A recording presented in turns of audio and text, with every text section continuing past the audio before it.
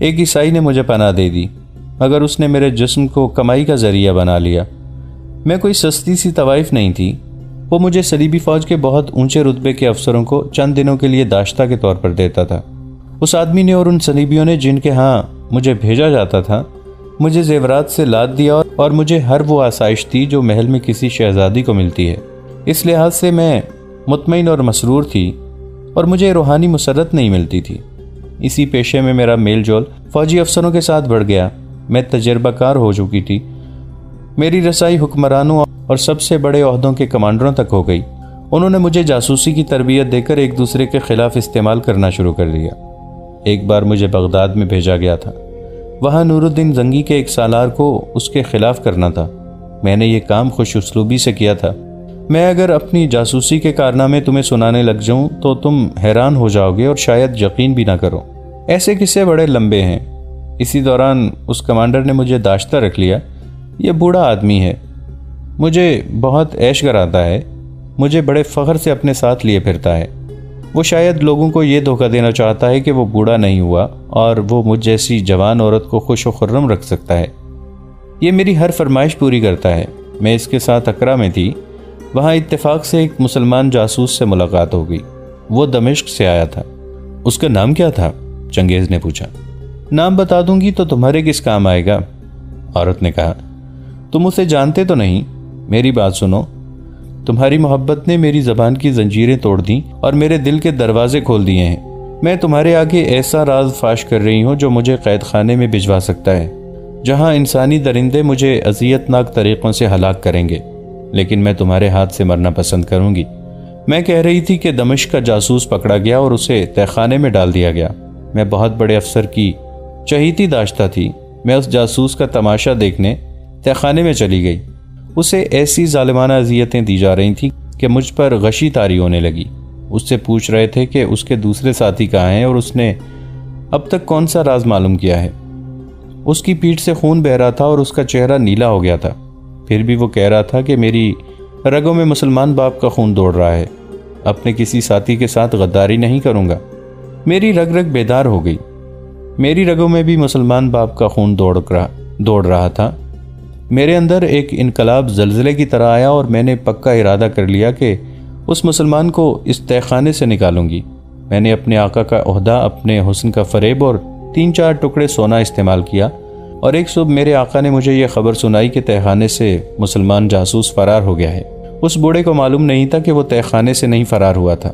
میں نے اسے وہاں سے نکلوا کر اوپر کے حصے میں منتقل کرا دیا تھا۔ جس وقت میرا آقا مجھے اس کے فرار کی خبر سنا رہا تھا، اس وقت مفرور جاسوس اسی شہر میں موجود تھا۔ میں نے اپنے ایک مسلمان ملازم سے اس کے چھپنے کا بندوبست کرا لیا۔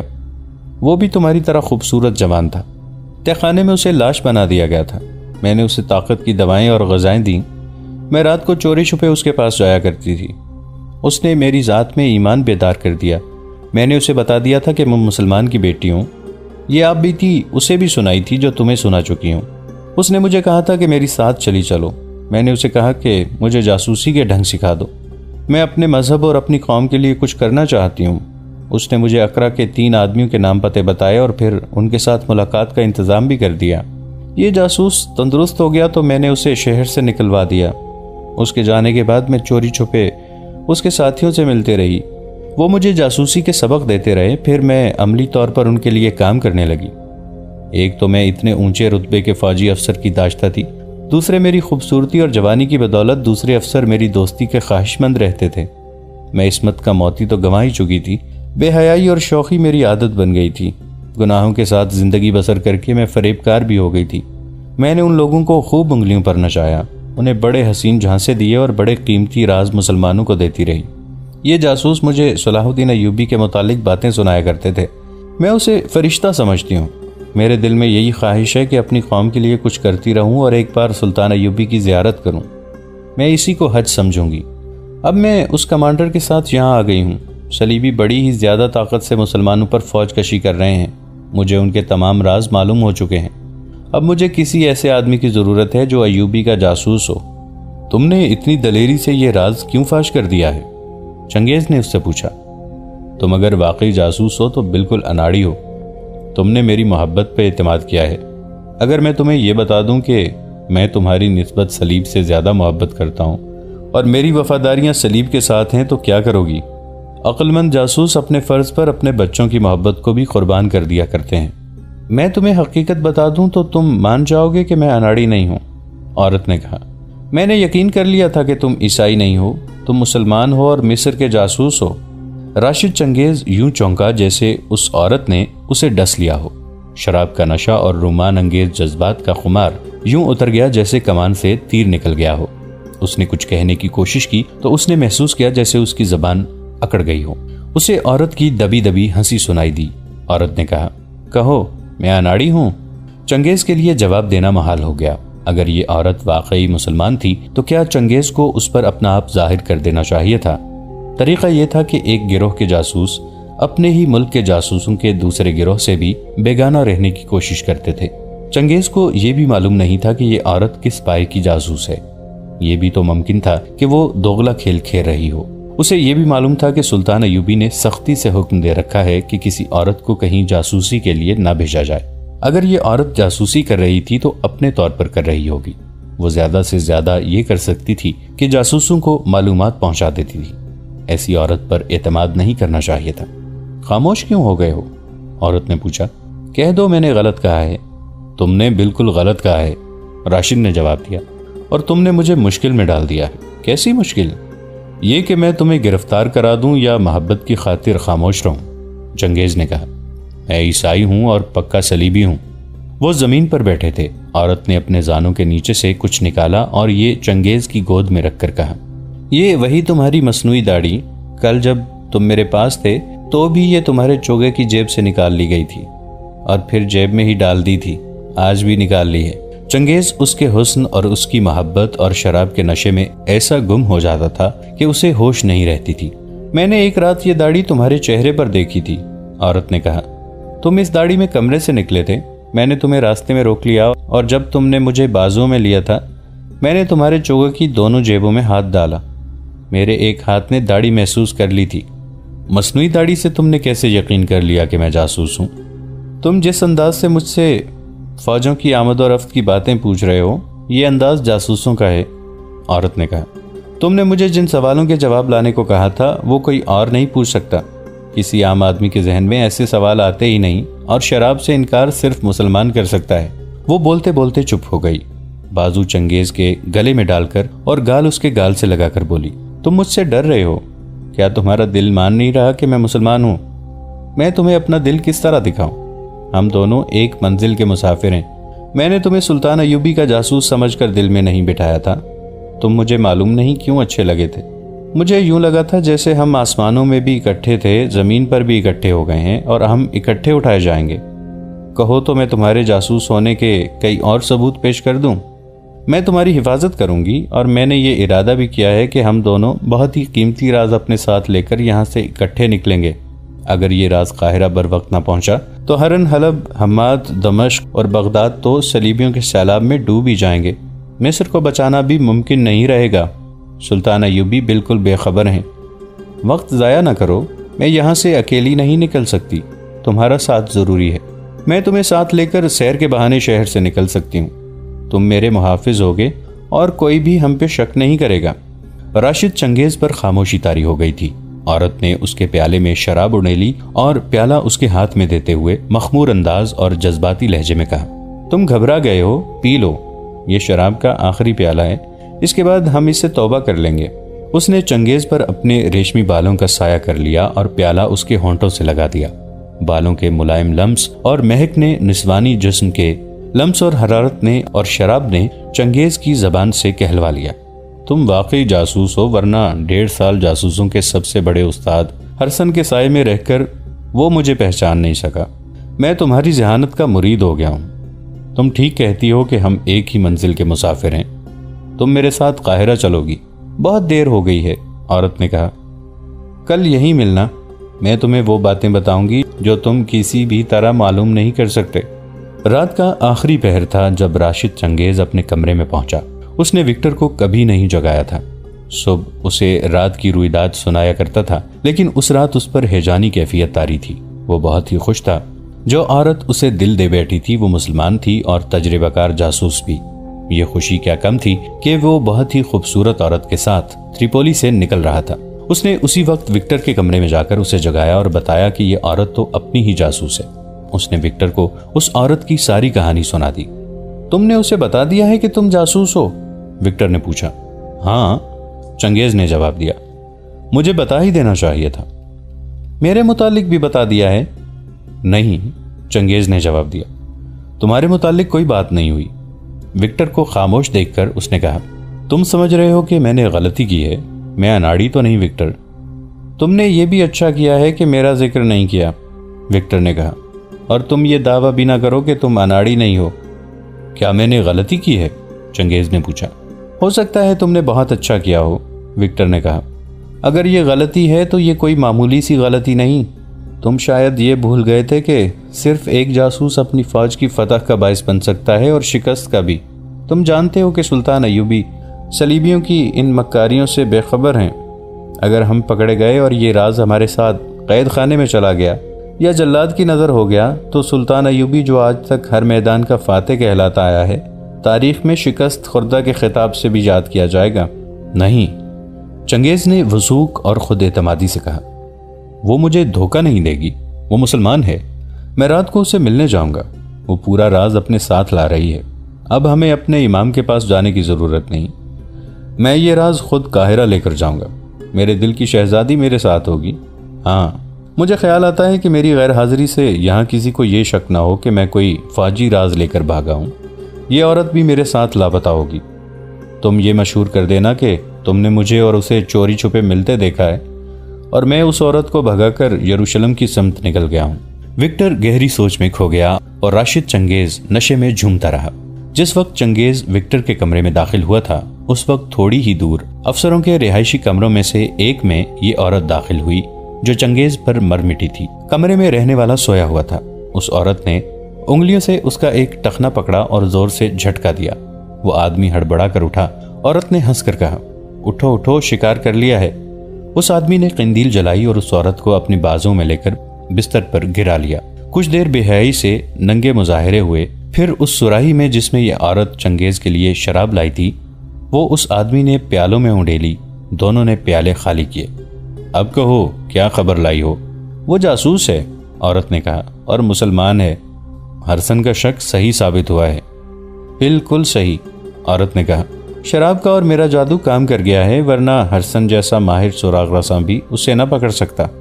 اگر اس کی مصنوعی داڑھی میرے ہاتھ نہ آ جاتی تو شاید میں بھی ناکام رہتی۔ مجھے شک تو وہیں سے ہو گیا تھا جب اس نے پہلے روز شراب پینے سے انکار کر دیا تھا۔ میں جان گئی تھی کہ یہ مسلمان ہے۔ میں نے اسے کہا کہ میں پاک محبت کے لیے ترس رہی ہوں تو اس نے مجھے پاک محبت دی، ورنہ ہمارے لوگ عورت کو دیکھتے ہیں تو سب سے پہلے اس کے کپڑے اتارتے ہیں۔ محبت پاک ہو یا ناپاک، عورت کا جسم پہاڑوں کو ریزہ ریزہ کر دیتا ہے، اس آدمی نے کہا۔ یہ کمزوری ہر انسان میں موجود ہے۔ میں نے تمہیں بتایا تھا کہ تمہارا حسن اس آدمی کو بے نقاب کر دے گا۔ عورت مجسم طور پر پاس ہو یا عورت کا صرف تصور ہو، انسان اپنے آپ میں نہیں رہتا۔ یہ آدمی صلیبیوں کی انٹیلیجنس کا افسر تھا اور ہرسن کا نائب۔ ہرسن کو کسی طرح شک ہو گیا تھا کہ راشد چنگیز جاسوس ہے۔ ایک تو وہ تجربہ کار تھا، دوسرے اسے حکم ماننا تھا کہ جس پر ذرا سا بھی شک ہو کہ جاسوس ہے اسے پکڑ لو۔ چنانچہ اس نے بڑے سخت انتظامات کر دیے تھے۔ راشد چنگیز کو شاید انہوں نے رات کو مسجد میں جاتے دیکھ لیا تھا۔ ہرسن نے اپنے نائب سے کہا کہ چنگیز کو کسی عورت کے جال میں لا کر دھوکہ دے کہ یہ آدمی صاف ہے یا مشتبہ۔ اس محکمے کے پاس اس مقصد کے لیے ایک سے ایک کایاں عورت موجود تھی۔ اس عورت کو منتخب کیا گیا اور اسے چنگیز کے پیچھے ڈال دیا گیا۔ یہ عورت اپنے فن کی ماہر تھی۔ اس نے ڈرامہ کھیلا جو سنایا گیا ہے۔ چنگیز نے کبھی بھی نہیں سوچا تھا کہ ہر رات وہ کمرے سے نکل کر امام کے پاس جا رہا ہوتا ہے تو یہ عورت راستے میں مل جاتی ہے۔ یہ آتی کہاں سے ہے، اسے کس طرح پتہ چل جاتا ہے کہ چنگیز جا رہا ہے۔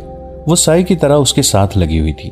میں نے اسے اپنی دردناک کہانی جو تم نے بتائی تھی سنائی تو وہ جذباتی ہو گیا۔ عورت نے ہرسن کے نائب کو سنایا۔ وہ فوراً قائل ہو گیا کہ میں مسلمان ہوں اور میں واقعی صلاح الدین ایوبی کے لیے جاسوسی کر رہی ہوں۔